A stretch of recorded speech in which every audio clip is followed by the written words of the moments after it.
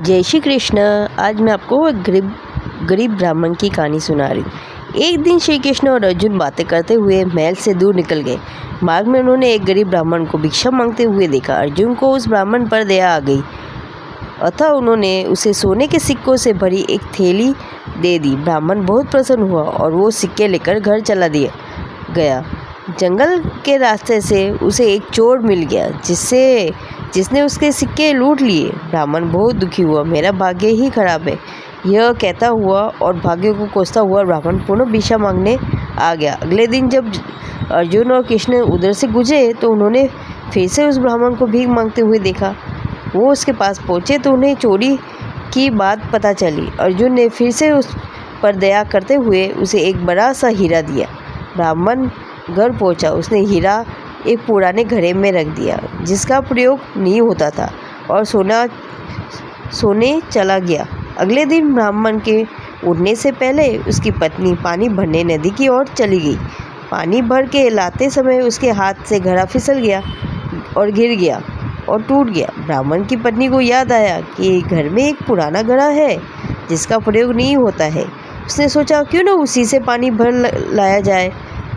वो घर आई, घड़ा उठाया और वापस पानी भरने चली दी। नदी में जब उसने घड़ा डुबाया तो हीरे घड़े से निकल कर पानी में बह गए।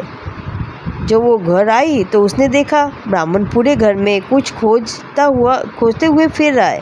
ब्राह्मण ने जब अपनी पत्नी के हाथ से उस घड़े को देखा और घड़े में सिर्फ पानी भरा देखा तो वह समझ गया कि क्या हुआ होगा।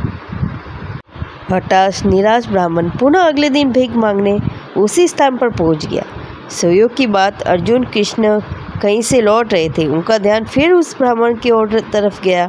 उत्सुकतावश वो उसके पास पहुंचे और उसने पूछा कि अब आपको भीख मांगने की क्या आवश्यकता पड़ गई। ब्राह्मण ने फिर अपनी राम कहानी सुनाई। उसकी दुर्भाग्यपूर्ण कहानी सुनकर अर्जुन श्री कृष्ण से बोले, इस आदमी की किस्मत में सुख समृद्धि लिखी ही नहीं है। मुझे नहीं लगता अब मैं इसकी मदद कर पाऊंगा।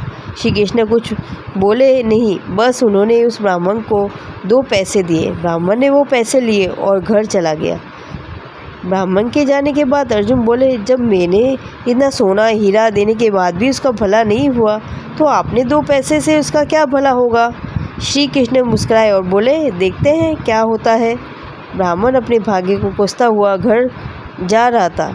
रास्ते में उसने एक मछुआरे को देखा जो कि एक ताजी बड़ी मछली पकड़कर ले जा रहा था। मछली उसके जाल में तड़प रही थी और छूटने के लिए प्रयास कर रही थी। ब्राह्मण को उस मछली की स्थिति देखकर दया आ गई। उसने सोचा, इस 2 पैसे में मेरा क्या भला होगा, क्यों न इससे इस मछली के प्राण ही बचा लिए जाए। ब्राह्मण ने वो मछली खरीद ली और उसे पुनः नदी में डालने चल पड़ा। नदी में फेंकने से पहले उसने देखा कि मछली के मुंह में कोई बड़ी वस्तु अटकी हुई थी जिसकी वजह से वो सांस नहीं ले पा रही थी। जब उसने मछली का मुंह खोलकर वह बाहर निकाला तो वह बड़ा हीरा निकला जो उसे अर्जुन ने दिया था। ब्राह्मण हीरा पाकर खुशी से चिल्ला पड़ा, देखो देखो, मिल गया, आखिर मुझे मिल ही गया। उससे थोड़ी ही दूर वह चोर जा रहा था जिसने ब्राह्मण के सिक्के चुराए थे। उसने जब वह आवाज़ सुनी और ब्राह्मण को नदी की तरफ से आते हुए देखा तो चोर डर गया।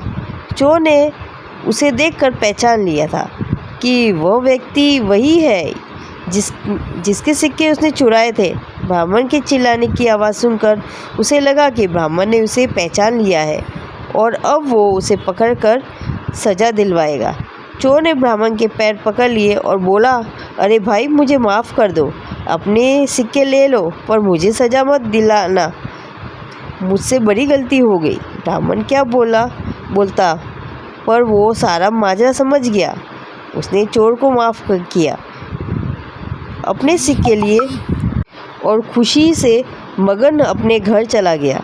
अगले दिन ब्राह्मण सीधे अर्जुन के पास पहुंचा और उसने सारी बात बताई। ब्राह्मण ने अर्जुन को धन्यवाद दिया और चला गया। उसके जाने के बाद अर्जुन श्री कृष्ण से बोले, हे प्रभु, यह क्या चमत्कार है। मेरे सिक्के और हीरे तो उसकी सहायता नहीं कर पाए पर आपके दिए हुए 2 पैसे ने कमाल कर दिया, इसका कारण जरा स्पष्ट करें। श्री कृष्ण बोले, अर्जुन, ये चमत्कार नहीं, सृष्टि का नियम है जिस पर दुनिया काम करती है। जब उसके पास ढेर सारे सिक्के और हीरे थे तो वह सिर्फ अपने बारे में, अपनी ज़रूरतों के बारे में ही सोच रहा था। लेकिन जब उसके पास 2 पैसे थे तो भी उसने उस मछली के भले के लिए खर्च कर दिए। इसलिए फिर उस ब्राह्मण की ज़रूरतों की जिम्मेदारी मैंने ले ली। हे अर्जुन, सत्य तो यह है कि जब तुम किसी दूसरे के व्यक्ति के दुख दर्द से द्रवित होते हो या अपने सिवा किसी और की ज़रूरतों की चिंता करते हो, उन लोगों के दुख दूर करने के और उनकी ज़रूरत पूरा करने का प्रयास करते हो, तो तुम भगवान के कार्य में हाथ बटा रहे हो।